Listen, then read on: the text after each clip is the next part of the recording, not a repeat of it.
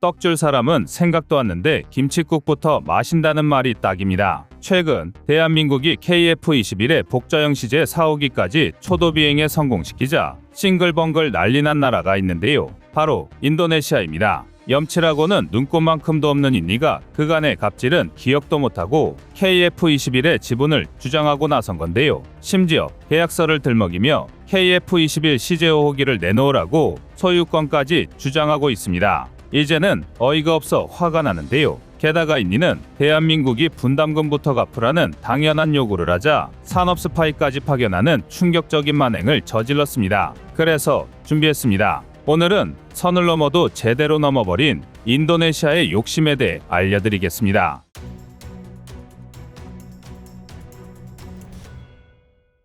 최근 인도네시아가 올해 하반기에 예정된 KF-21 시제 5호기 시험 비행에 참여하기 위해 자국 파일럿 2명을 대한민국에 파견했다는 사실이 밝혀졌습니다. 얼핏 인도네시아의 이런 결정은 미우나고우나 공동개발국의 이름을 올리고 있는 만큼 문제될 게 없어 보이는데요. 그러나 말이 좋아 공동개발국이지 그동안 KF-21 개발 과정에서 인니가 보여준 행보는 국제범죄나 다름없는 수준입니다. 애초에 기술 협력 같은 건 기대도 안 했던 대한민국은 인니와 전체 개발비의 고작 20%인 1조 7천억 원의 지원 계약을 맺었는데요. 인니 입장에서는 분담금 납부만 제때 했어도 1인분을 할 수 있는 무임승차 수준의 날로 먹는 계약이었습니다. 그런데 인니는 이마저도 제대로 지키지 않았는데요. 2019년부터 재정악화 등을 핑계로 분담금 납부를 계속 미뤄왔습니다. 심지어 결국 돈 내놓으라는 소리도 지친 대한민국에서 사정을 봐줘서 2022년 3월 비용 분담 계약서까지 수정해줬지만 이마저도 지키지 않았습니다. 인니는 그저 자국 조종사와 기술진 40여 명을 다짜고짜 대한민국에 밀어넣고 고작 94억 원의 미납금을 납부했을 뿐입니다. 이는 기껏해야 전체 미납금의 1%에 불과한 금액입니다. 이 정도면 미납금 납부가 아니라 대한민국을 모욕한 것이나 마찬가지입니다. 인니가 한국에 던져놓은 조종사와 기술진들 숙박비도 안 나오는데요. 그래도 차라리 인니의 만행이 여기까지였다면 100번 양보해서 노력이라도 하는 게 어디냐고 생각할 수도 있습니다. 실제로 국내 일각에서는 금액이야 어찌되었든 이로 인해 인니의 미납금 납부에 탄력이 붙었다고 표현하기도 했습니다. 이때까지만 해도 적어도 인니의 미납분담금을 갚을 의지라도 있다고 생각되었는데요. 하지만 이는 너무 순진한 생각이었습니다. 인도네시아 무함마드 헤린드라 국방차관이 국내 인터뷰에서 향후 대한민국에 파견되는 자국 기술진이 100명까지 확대되길 기대한다고 밝힌 건데요. 이에 현장에 있던 기자가 미납금에 대해 질문을 던지자 헤린드라 국방차관은 양국 실무진 간의 협의를 통해 이루어질 것이라는 원론적인 내용으로 대답을 회피했습니다. 누가 봐도 미납된 분담금은 갚지 않고 대한민국의 KF-21 기술만 빼가겠다는 소리인데요. 게다가 여기에 더해 인니는 대한민국이 자신들의 억지를 모두 받아주는 게 당연하다는 듯이 언론 플레이까지 펼쳤습니다. 지난 2월 20일 단디 술리스티안토 주한 인도네시아 대사가 CNN을 통해 인니 조종사 2명이 KF-21 시제 5호기 조종을 위해 대한민국에 파견되었으며 개발 프로그램 종료 직후 해당 기체 한 대를 제공받을 예정이라고 주장한 건데요. 뿐만 아니라 현지 매체 에어스페이스 리뷰 또한 같은 내용의 보도를 뿌리며 KF-21 인수를 기정사실인 양 만들었습니다. 아닌 게 아니라 실제로 인니 조종사 2명은 KF-21 복자형 시제 4호기의 초도 비행을 1급 군사시설인 비행통제실 MCR에서 참관한 데다 시뮬레이터를 통해 KF-21 비행 연습을 진행 중이라는 게 사실로 밝혀졌는데요. 지금 인니는 고작 1% 남짓한 미납금을 납부하고 이를 명분 삼아 자국의 조종사도 기술진도 모두 받아줘야 된다고 되지도 않는 고집을 부리고 있습니다. 인니의 이런 행동은 KF-21 공동개발국이라는 지위만 떼어놓고 보면 산업 스파이 활동과 다를 게 없는데요. KF-21이 앞으로 수십 년간 대한민국의 공중안보와 방산시장을 이끌어갈 핵심 무기 체계라는 걸 생각하면 도저히 용서할 수 없는 행동입니다. 그리고 드디어 더 이상 인니의 파렴치한 행동을 좌시할 수 없겠다고 판단한 대한민국과 카이가 회초리를 들었습니다. 우선 카이부터 인도네시아에 KF-21 시제 5호기 한 대를 인도한다는 내용을 전면 부인했습니다. 게다가 한 발 더 나아가서 인니가 2명의 파일럿을 파견한 건 맞지만 시제기 조종과 관련해서 정해진 것은 아무것도 없다고 강조했는데요. 쉽게 말해 인니 멋대로 김칫국부터 들이키지 말라고 경고한 것입니다.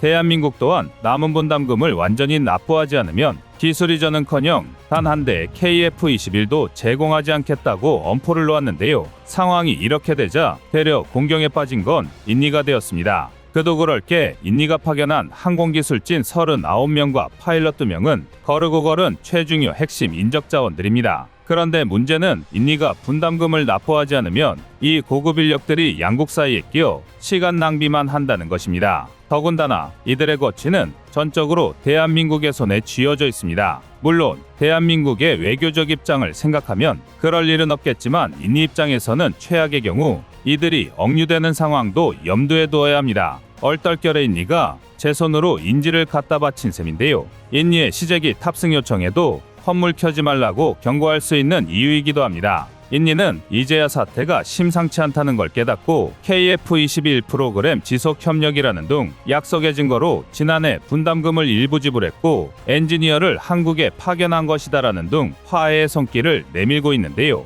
그러나 버스는 이미 떠나간 지 오래입니다. 인니는 이미 대한민국의 호의를 지독한 배신으로 갚아왔습니다. 일례로 지난 2022년 11월에는 인도 디펜스 2021을 개최하면서 독자 설계했다고 주장하는 I-22 시카탄 스텔스 전투기의 목업을 공개하기까지 했는데요. 문제는 발표 시점이었습니다. 인니가 시카탄 목업을 공개한 건 대한민국과 분담금 미납 문제와 관련해 공동개발 최종 협의를 마무리한 직후였습니다. 의도가 정말 뻔히 보이는 얕은 수작질이었는데요. 인니의 의도는 대한민국이 아니더라도 충분히 수준급의 전투기를 설계하고 개발할 수 있는 국가이니 분담금 유예 신청을 받아들이고 대한민국이 양보하라는 의미였습니다. 이미 KF-21이 전세계 방산 시장에서 초유의 관심사가 된 마당에 아직도 대한민국이 아쉬운 입장이라고 단단히 착각한 건데요. 인니는 개발 초창기부터 KF-21을 굉장히 부정적인 시각으로 바라보았습니다. 군사적 관계를 고려해서 20% 개발비 분담을 받아들였지만 대한민국이 KF-21을 개발할 수 있으리라고는 생각하지 않았습니다.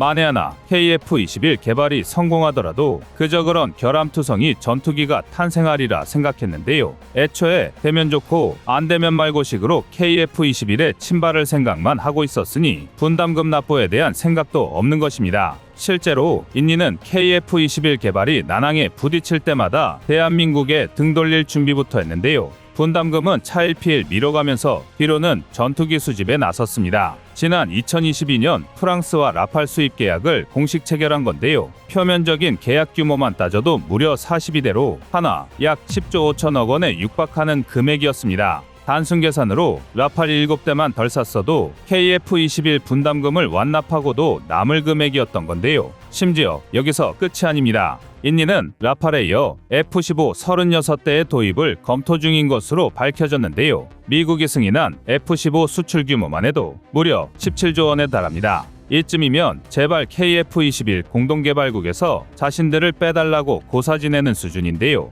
그렇다면 원하는 대로 해줘야죠. 애초에 대한민국이 굳이 인니를 공동개발국에 끌어들인 건 동남아시아 최대의 방산시장을 갖추고 있기 때문입니다. KF-21의 청사진이 아직 불투명할 때 인니를 수출의 교두보로 삼아서 양산 물량을 확보하자는 배경이 깔려 있었던 건데요. 그런데 우크라이나 전쟁이 발발하면서 국제정세가 급변했습니다. 국제적인 군축 기조는 철회되었고 세계 각국은 등한시했던 군사력을 끌어올리느라 여념이 없는데요. 현재 방산시장은 전례에 없던 대호황을 맞이했다 해도 과언이 아닙니다. 그리고 이로 인해 대한민국 무기체계의 우수성이 재조명되면서 덩달아 KF-21의 수출 가능성도 기하급수적으로 올라가고 있는데요. 이런 상황에서 굳이 갑질을 당하면서까지 인니에 연연할 필요가 없습니다. 심지어 아예 폴란드는 인니 대신 자신들과 KF-21을 개발하자며 공개적인 러브콜을 쏟아내고 있는데요. 대한민국으로서는 KF-21에 달린 국기만 뒤집으면 되는 상황입니다.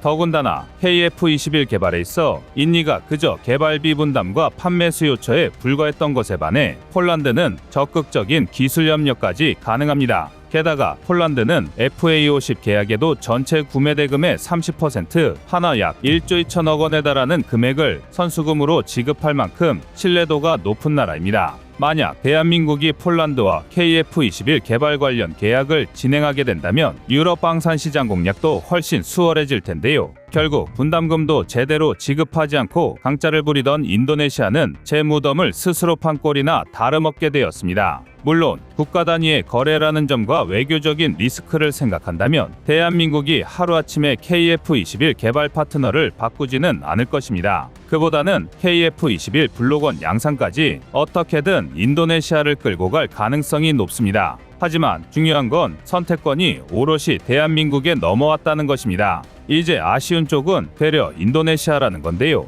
꼬린 대로 거둔다는 말처럼 인니는 그동안의 업보를 제대로 맡고 있습니다. 기존에 수호이 30, 수호이 27을 운영하고 있었으면서 무슨 생각으로 라팔과 F-15까지 도입했는지는 몰라도 졸지에 인니는 전투기 백화점이 되어버렸습니다. 인니라는 한 나라가 유럽, 미국, 러시아의 전투기를 동시에 운영하는 것입니다. 게다가 경공격기로는 영국의 BAE 호크 마크 200까지 운영하고 있습니다.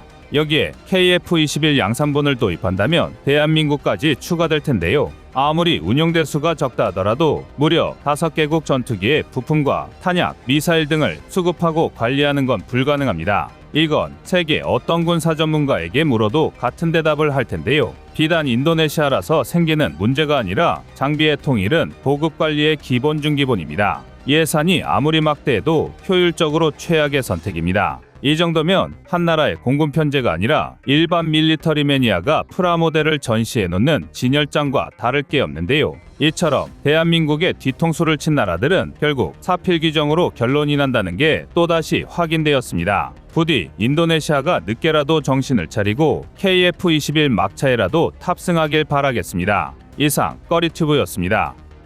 안녕하세요, 꺼리튜브입니다. 여러분의 가부나 성원에 힘입어 군사무기에 관심 없는 분들도 쉽게 이해하실 수 있는 대한민국의 육해공 군사무기의 숨은 비하 이야기를 책으로 엮었습니다. 하루 종일 검색해도 절대 찾을 수 없었던 비밀스러운 내용을 이제 책으로 만나보세요.